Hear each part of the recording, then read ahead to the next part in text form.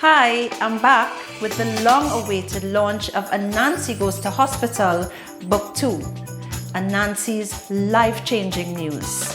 For those of you who read Book 1, you'd remember that Anansi was injured while playing football and was taken to hospital. If you haven't, they are available at RIK bookstores nationwide. Anansi Goes to Hospital Book 1 is the first in a series of 6 books primarily for children ages 6 to 10, but parents and older siblings are encouraged to read to younger children. It's an easy read and includes an activity section at the back. I believe persons from all walks of life in all communities would benefit from this book series. The series addresses many issues such as staying at hospital, post-surgery, returning to school, changing family dynamics, parents' absenteeism from work while caring for a sick child, and coping skills for the siblings, explained in a child-friendly manner. In Book 2, Anansi will undergo several tests at the hospital to find out what is wrong with his leg, as well as being admitted to the ward for the very first time.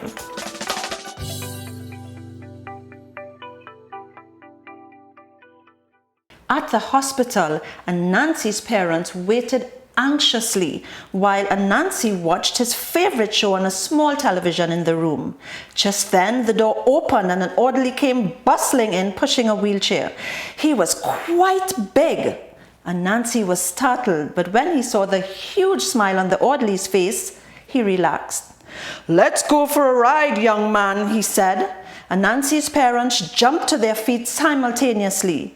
The orderly explained that he came to take Anansi to the radiology department to have a CT scan done.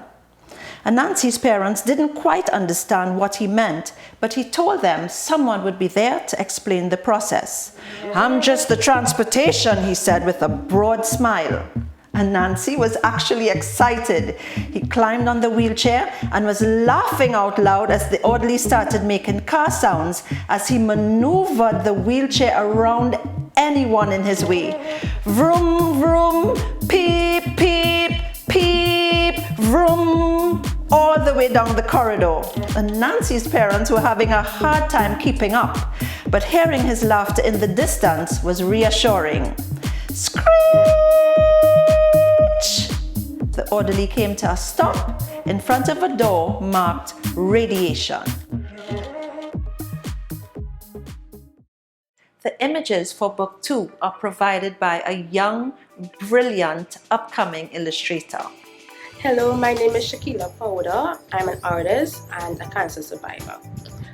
I was diagnosed with ALL, acute lymphoblastic leukemia, at the age of 12.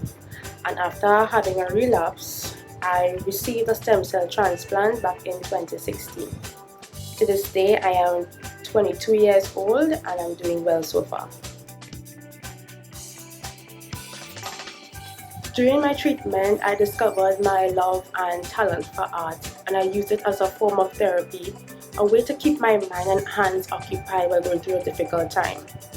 Now I've taken my art a little further. I love experimenting with new styles and mediums, and I'm currently focusing on photorealism portraits.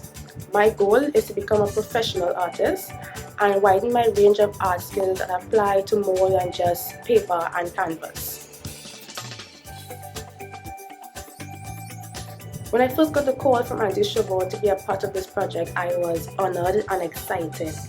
I had never done illustrations and character drawings before, so it was a great opportunity to branch off from my realistic style and explore the style and techniques of character illustrations.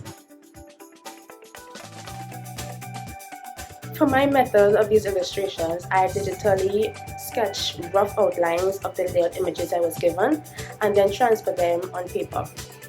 After the sketches get approved, I proceed to inking and painting them in watercolors. I'm really looking forward to seeing how this all turns out. I know it's going to be great. We are so happy to have Shakila on board, as her experience lends itself to the accuracy of what a preteen goes through while at hospital.